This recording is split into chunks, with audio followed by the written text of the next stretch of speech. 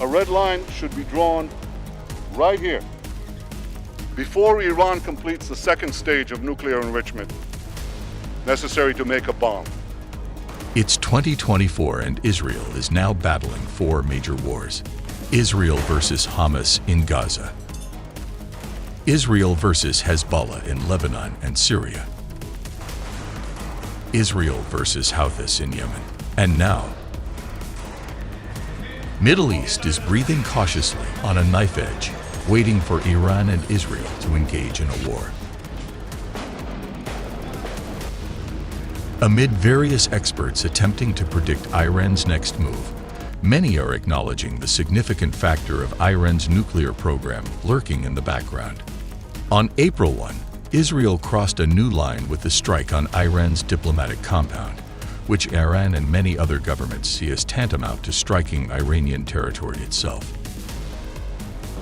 این شکست ادامه پیدا خواهد کرد. این تلاش‌های مذبوحانه هم مثل این کاری که در سوریه مرتکب شدن که البته سیریشو Following the strike in Damascus and threats of retaliation from Iranian officials, Israel has signaled that it will strike targets in Iran if it were to launch a direct attack.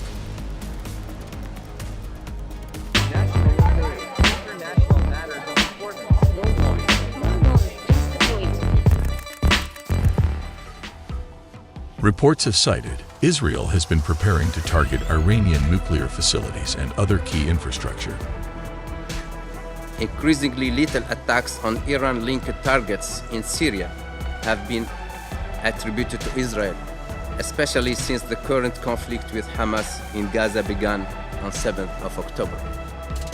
Both Iran and Hezbollah have vowed revenge for the Damascus strike. Iran's supreme leader Ayatollah Ali Khamenei's office has threatened Israeli embassies.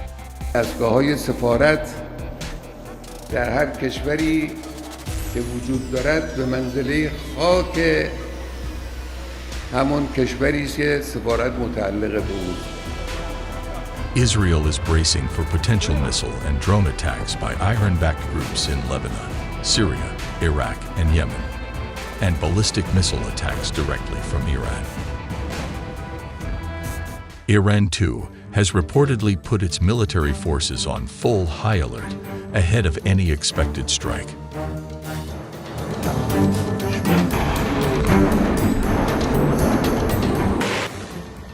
For decades, it was assumed Israel's undeclared nuclear weapons were only deployed to deter attacks, and that Iran would not dare to strike Israel directly.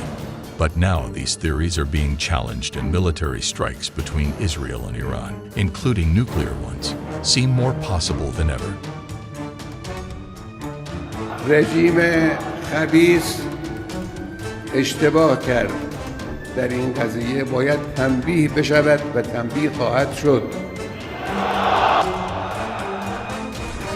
The questions that arise are whether or not Iran will strike Israel back from its own territory, whether it will have its proxies to escalate their strikes against Israel, how much damage might Israeli nuclear strikes inflict against Iran's nuclear and missile sites. Would Iran's nuclear and missile capabilities be incapacitated, or are they buried so deep they would survive?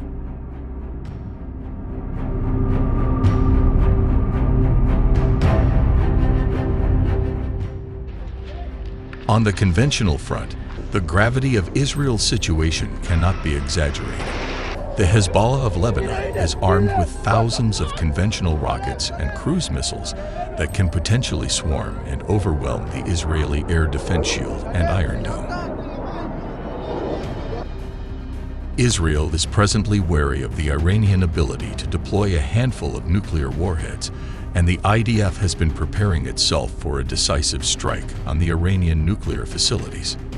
Israel has been acutely aware of Iran's ever-growing weaponization capacity.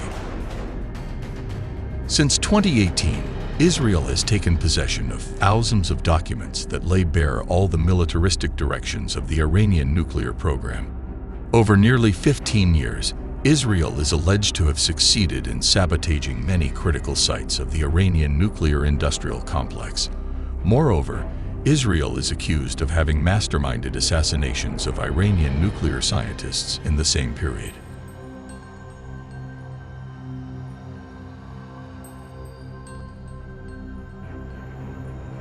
Since now former U.S. President Donald Trump left the JCPOA, the Iranian regime has progressively accelerated its uranium enrichment and proved Israel's worst fears. We have terminated a terrible, terrible deal that should have never, ever been made.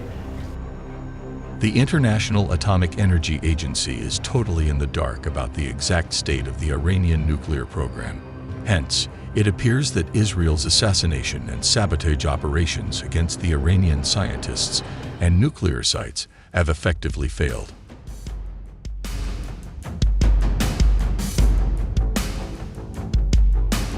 Iranian Supreme Leader Ali Khamenei has stated time and again that the manufacturing and usage of nuclear weapons is forbidden. However, Israel's Damascus embassy attack that claimed lives of 7 IRGC officers has established that there is no red line that it will not cross to maximize its security and minimize all risks. Such an escalating assault may cause the Iranian ruling clerics and the IRGC to wonder if their nuclear facilities will be next on Israel's target list, and they may consider attaining a deterrence greater than a conventional one. Khamenei may indeed invoke the principle of expediency to overrule his own anti-nuclear fatwa.